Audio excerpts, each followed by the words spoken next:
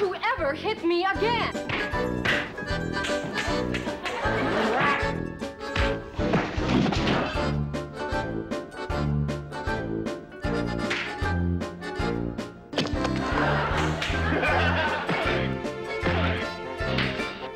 Chief, I think we got a hit on our hands. MeTV Fresno, now on Comcast Channel 187. Hi, I'm John Malice, and welcome to this edition of Connect with Me, live on the showroom floor at Ventura TV on this Friday, and it's Your Community Day. Today we're talking about, well, we're going to be talking about juvenile crime and what the stats are, and we have somebody in our studio talking about that. It is the Victim Offender Reconciliation Program. Ever heard of that? 436 MeTV, option 11. Turn down the sound on your set. Ask the question. We're back in just a moment.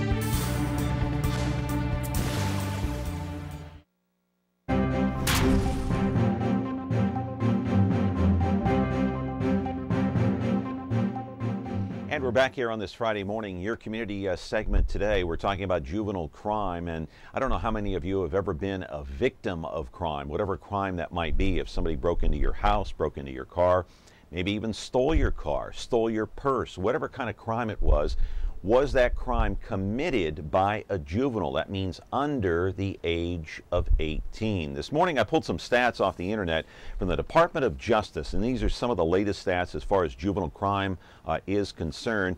Dates back only to 2009, but I pulled up the last 3 years that they kept these stats now, 2007, 2008, and 2009. And this is for Fresno County alone. This doesn't deal with any other county but Fresno County. The number of felony arrests, I guess, has gone down over the past 2 years or year or so since they started keeping these stats, or the latest ones that we have.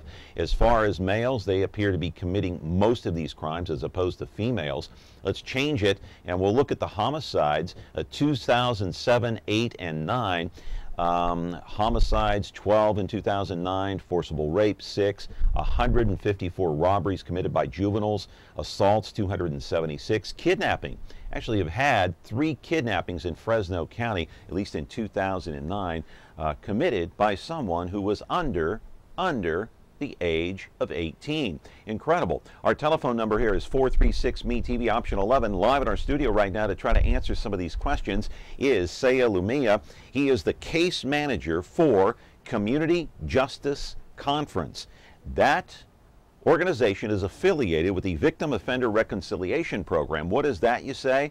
We're going to explain all of this. It sounds a little bit complex. It really is a simple process. If you're under the age of 18, you know, and you've got some problems and you're committing some crimes, or you have a son, a daughter, a nephew, whoever it might be, this program may in fact work. Who knows? 436 MeTV, option 11.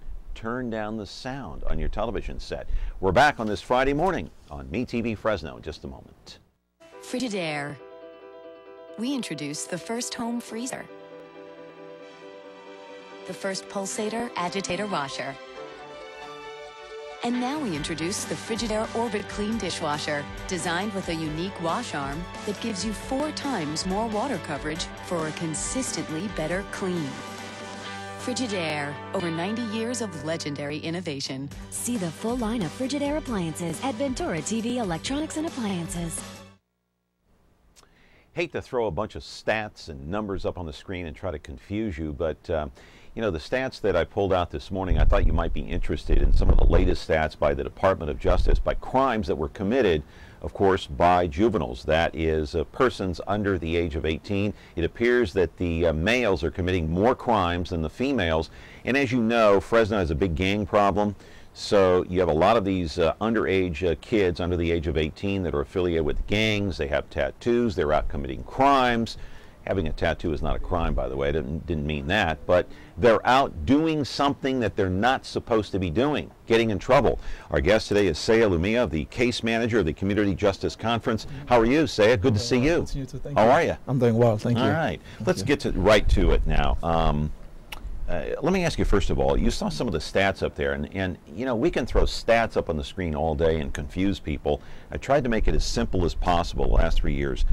Why are the juveniles that are male, why are they committing more crimes than the females? I'm just curious about that. What's your take on it?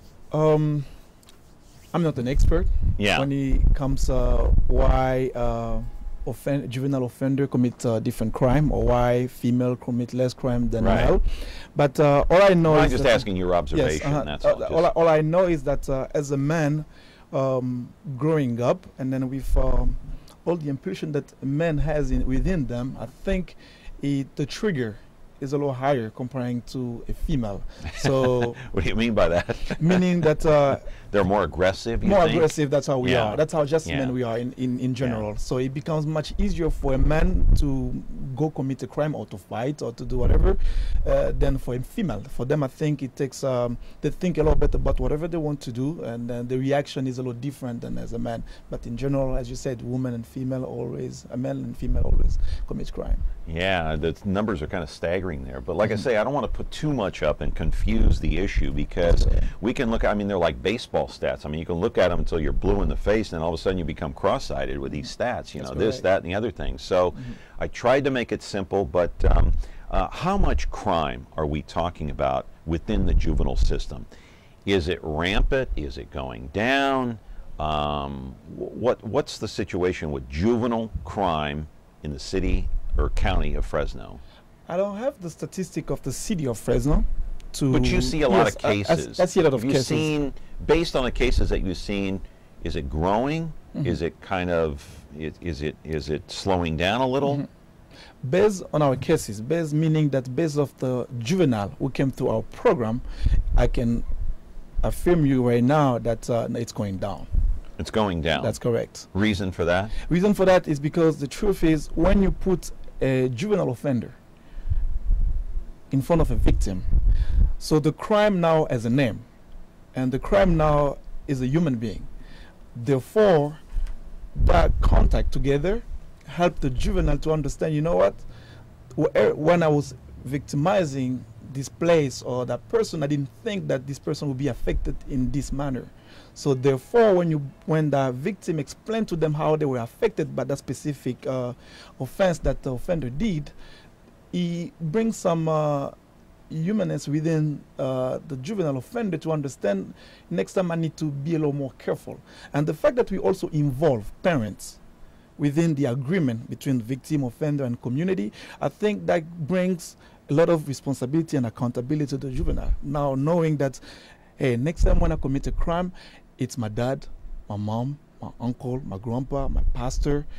I have to be there. And on top of that, I have to apologize to all of them, but also to the victim. And next time when I'm paying this, let's say for instance, if I did break a window, I'm not the one paying the money, but it's my parent paying that. And on top of that, my parents have to stop working and come to all this meeting, so that somehow we get the juvenile involved, and then he works. I want to explain to our audience how this program works now. You're the case manager for the Community Justice Conference. That's correct. Okay, now let's explain first of all what that organization is. What do you do? What does that organization do? So, as you said, I'm the case manager at CJC, Community Justice Conference. The way it works is this. The juvenile out there commits a crime, and the police make the arrest, and then he goes to court, or he goes to juvie. And he has a day where he has to appear in front of the judge. Okay. And then at the arraignment, at that day, if the juvenile meet the criteria of our crime list, therefore, and admits what he has done wrong, therefore he comes to our program. Let me interrupt, take a call here real quick, and we'll get back to that so we don't confuse the issue. Good morning. What's your question? You're on Connect with Me. Turn down the sound on your TV set, please. Okay. Hello? Yes, I'm here. Yeah, you got to turn down that sound, sir, or we can't put you on the air. Go ahead. What's your question? All right, my question is, people go to jail and the state gives them brand new teeth, and I'm on Social Security and I can't even get a dentist to do anything for my mouth. What's up with that? Why are these criminals getting brand new teeth, and they're like rewarding them for going to prison, and us poor people that are on Social Security can't get teeth? You know, what's up with that? Why is that happening? You know, it just helps them be better criminals. You know, I feel that's an outstanding. They're giving a really beautiful smile, and they're going out there and saying hi to people, raping them, robbing them, and us poor people, we can't even get you know, our cleaning on our teeth. We have to pay for it. What's up with that? Okay. Let me stop you right there. I think my question is, why are they promoting criminals and giving them a bump on the back and saying, here's brand new teeth, and we can't even get our teeth cleaned? Okay, let me stop. We get the point. Let me stop you right there. That's an outstanding question. I'm not sure if you can answer that. I mean, I kind of have that same question too, but I'm not sure you're the right guy to answer it. No, I don't think I'm the right guy to answer that question. Got any thoughts on it though? I think my thoughts are limited. I can't really answer that question. Okay. He does bring up a good point though. Sometimes we treat the criminals sometimes better than the victims, which doesn't seem right, doesn't seem appropriate. Is that correct? That's correct. And that's one thing I would like to point out is the more you start working with our justice system, you realize it's a legal system rather than a justice system. Yeah. And one of the points that you just use right now is that the victim is a little bit neglected. So in our program, and that's also show our effectiveness, is that we... Are we more concerned about the offender's rights as opposed to the victims? The way it works, that's correct. And I can tell you one of the cases that I'm working on right now is that two juvenile offender fights, and then the friend decided to put it on Facebook and YouTube. There, we work with the offender. The offender got sent to us. We work with the offender. And I'll go talk to the victim, and the victim parents are telling me that they don't want to do mediation with us because they are waiting to go to court. And I asked them a simple question. When the offense happened, they say it was in March. And I told them today is almost July. And did you get any letter from the court asking you to go there? She's like, no, but I'm still waiting. I said, well, if you want to wait, you can wait and wait and wait. But the truth is you're never going to get a letter coming from the court asking you as a victim to participate there because the DA already represents your need. So that's why I told them to come to us. Seya, I've got to take a break, and then we're going to come back and explain how this whole program works, because people are sitting at home and go, what are you talking about? What is this program all about? If I'm, you know, a victim of a crime committed by a juvenile, how do I get a resolution out of that? And so your phone calls are important, but remember, like that previous caller, turn down the sound on your TV if you're calling in, for goodness sake, because we can't hear you, and then, you know, it's a short program. 436 MeTV, option 11, turn down the sound. We're back in just a moment. Weeknights on MeTV. Who loves you, baby? You shouldn't ask. It's Kojak. Well, it sounds like music to my ears. On MeTV. Look at me. Why do we love him? Maybe it's the way I comb my hair. Or maybe it's his trusty right-hand man. More bite? Crocker! Crocker! Crocker! Kojak! Well, I just wanted to hear how it sounded. Telly Savalas is Kojak. Story of my life, baby. Weeknights at 12:30, 11:30 Central on MeTV. Who loves you?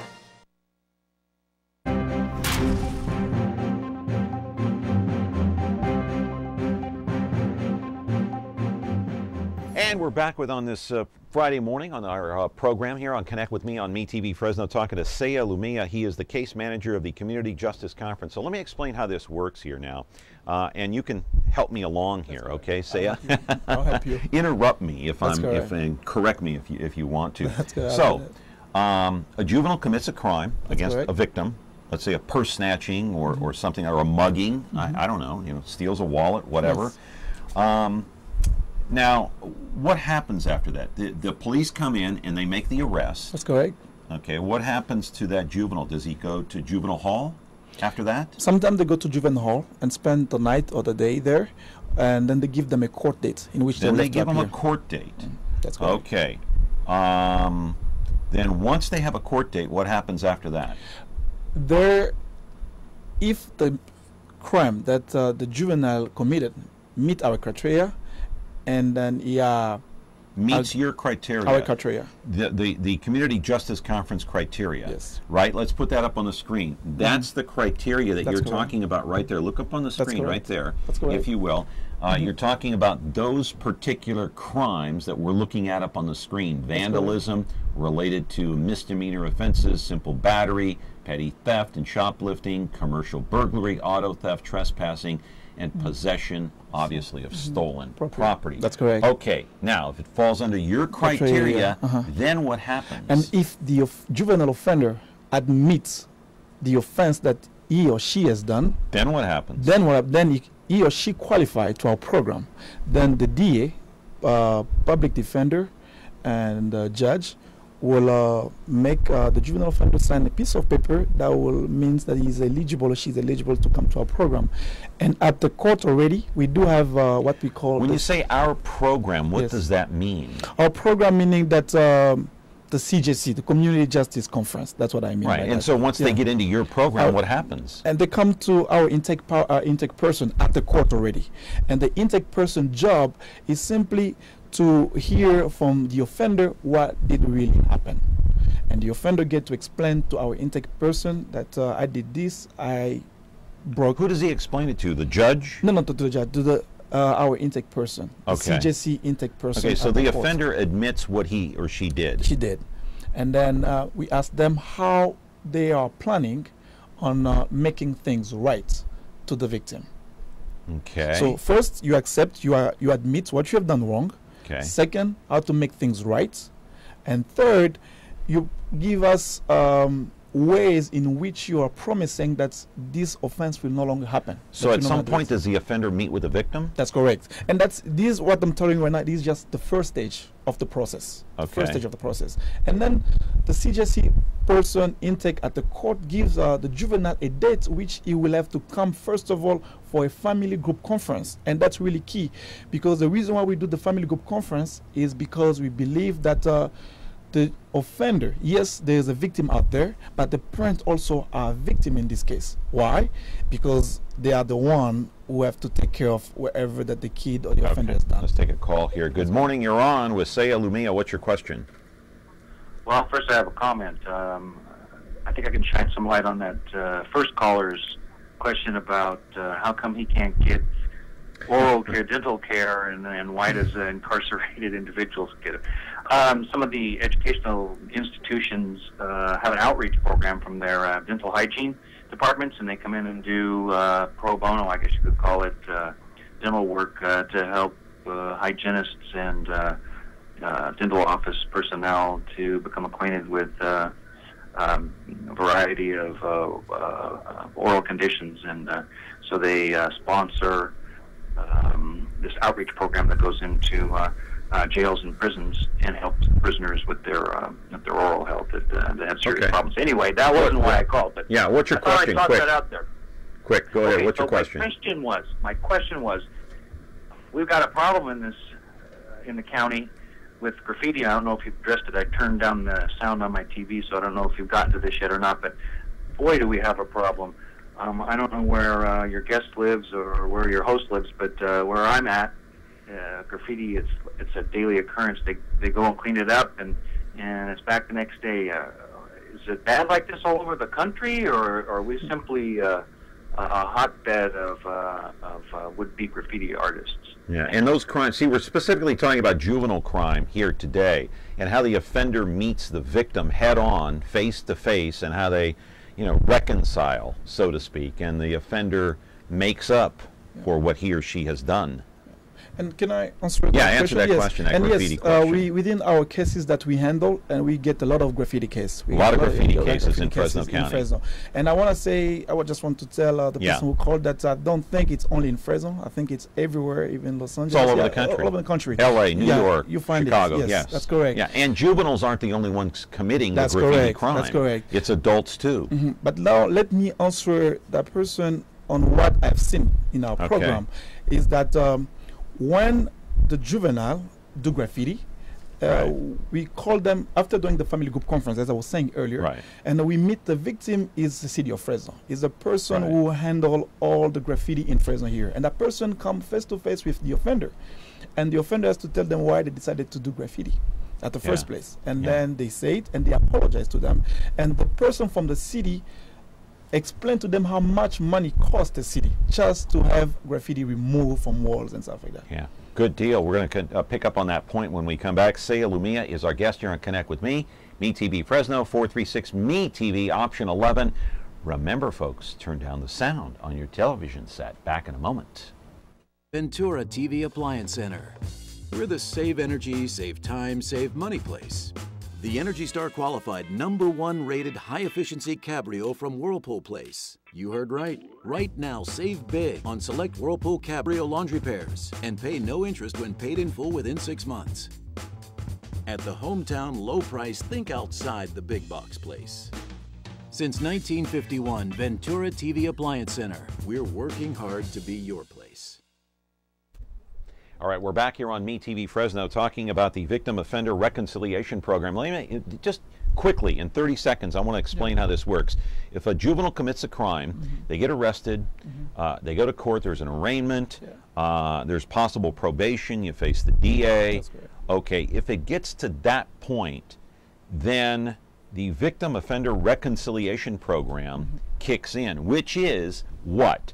That means that the offender meets the victim head on, right? That's correct. And meets them head on, and the offender admits what he or she has done. They reconcile. They figure out what the penalty is going to be, what the how they're going to reconcile this. But if they've already been arraigned, if they've already been to disposition, then it no longer falls under the category of Victim Offender Reconciliation Program. It falls under your program. Is that right? No. I think when they go to arraignment, I think that's when it falls to CJC, to the Community Justice Conference. Yes. That's your program. That's our program. Right. That's when it goes to arraignment. That's if it goes to arraignment, then it falls under your category. That's when the judge, the DA, and the public defender, along with the victim, the offender, the offender, yes, admits, admits what he has done. That's correct. Okay, and so the whole object here is for the victim to meet the offender and try to reconcile. That's correct. So is it working? Yes, it's working. And let me just explain. And what's a success rate? Give me a percentage. If you 10%, 20%. If you don't mind, let me get the stats from my computer. Vaguely. I will say that out of let's say 100% of cases that come through us, I want to say close to 80% success rate. Success rate. All right, we got a call here. Let's take a call real quick. You're on with Seya Lumeya. What's your question? Hello? Hi, I have a question for your guest. When you're dealing with these juveniles, do you find that the majority of them are remorseful, or do they just not care? And what happens if they aren't remorseful and they don't want to meet with the victim and they don't want to try to make things right? Thank you. Very good question. When the juvenile don't show the remorse from him or from her, what we do already is that we ask the juvenile, first of all, if they admit doing what they have done wrong. That's the get-go right there. If they if they don't? If they don't, we don't work with them, because we only then they go to jail. That's if that's the option. Hall. That's the option. Yeah. That's have to go back there, because we only work with the offender who agree that they have done something wrong. So the majority of them, are they cooperative? The majority of them, yes. They are. They are cooperative. Yes, so they are. Go from there. Yes, and when they agree that I've done this wrong here, and we ask them, how would you make things right? How would you tell the victim, you know what, I'm sorry for what I've done to you, but here are ways in which I think I can meet your need, or we undo what I've done wrong to you. Are they willing to do that? They are willing. Do they have an answer when you ask them, hey, what are you willing to do to reconcile? That's the very reason we have an intake person at the court already, meeting them and telling them, explaining to them, because we need to, before the case get to a mediator, to one of my coworker, the intake person will determine, if the juvenile is really sincere about the program and is fully would like to complete the program. And if the victims, the offender says, I don't think I will apologize, which happened. The offender saying, I don't want to apologize in face to face to the victim, and I'll say that, you know, I don't. Then forget it. You're out of here. Then we cannot work with you, because in order for us to make things right, you have to admit what you have done wrong to the victim. So you have to admit it. So if you are not even willing to admit that, that's. But you're saying you got an 80% success rate. I mean, I was giving you on top of my head. I asked you if I can check my computer. I don't know if we got time though, because it's a short. A short. But give or take, it's 80%. And yes. Okay, another phone call here. Good morning. You're on with Seya Lumeya. What's your question? Hi, I was just calling to see if, or to ask if what the youngest age of a juvenile that he's had to deal with, or how young do they get? What's the youngest they've been? I personally have worked with a juvenile. I think the youngest one was 14. Okay. Yes, till 17. Yeah, 14 to 17. But there are younger kids that are committing these crimes too. You know, they're not even teenagers. And I know this is not your area of expertise, but and it's a whole different show. Why are they committing these crimes? Are they bored, or do they have problems at home? Do they not have parents? Do they not have supervision? All of the above? What is it? Let me take my time here just for a second. There's no a general consentment or agreement on why the person will commit crime. A person will commit crime for different reasons. As you say, bored, sometimes because of lack of parents, and sometimes it will be because of peer pressure, sometimes it will be just for the fun of it, of committing crime. And some of them don't know any better. That's the only thing that they grow up around, and then that's the only thing they know how to do best, so they will commit crime. If they go through this reconciliation program and they make amends to everything that they have done wrong, is their record wiped clean? Or does it stay on their record for a lifetime? What they can do, after completing our program, when they go back to court, they have the right to ask the judge, I think, or the probation officer, you know, if they can get this right when they turn 18. And I think that's up to the judge, probation, to decide whether or not they would like to keep it on the record or not. Yeah, it depends on what happens between now and the time that they turn 18. If they don't commit another crime. That's usually what it is. So usually the judge may wait until they're 18 to make that decision? That's correct. That's correct. Okay. And so the majority of the victims, how do they react when they face their offender head on? What's the reaction from the majority of the people that you would say that you've seen? First of all, let me just explain to you. When we give them a call, asking them, you know, the offender agree for what he has done, she has done wrong, and would like to apologize and make things right, and then say that he's no longer going to do this. Sometimes they don't want to admit. Because some don't want to face the offender head on? Especially if the crime was really severe. And I was saying earlier about like one case where two juveniles fought, and was the whole fight was put on Facebook and YouTube. So how do you convince a victim like that to come and meet the offender face to face? Yeah, so once it's on Facebook or YouTube, it's hard to remove. That's correct. So how do you really convince? And that takes time. And it's a process. I would say healing is a process. So that takes time. So it takes a lot of energy and then also courage from the victim. All right, let me ask you this before we go. That's correct. Of the offenders that you see, that's correct. Okay, they go through this program and they meet the victim and they say, "Oh, I'm sorry, I didn't mean to mug you. I apologize." How many repeat offenders do you have? We have a really low recidivism rate in our program, and for a simple fact, when you put the juvenile and the victim together, and then you involve family. The juvenile, a mother, a father, an uncle, a brother, or support people, or even pastor, anybody who can be support people. The offender become accountable and responsible about his or her steps. All right, we're out of time. Sorry, but you did a great job in explaining everything. I appreciate your time. Thank you so much for having me. All right, Seya Lumeya, the case manager for the Community Justice Conference, who is obviously affiliated with the Victim Offender Reconciliation Program. That's going to do it for us today here on Connect with Me on MeTV Fresno. Hope you have a great weekend. Stay cool. On Monday, our guest will be Faith Sidlow, formerly of KC24. Back with more on Connect with Me on Monday. Have a good one.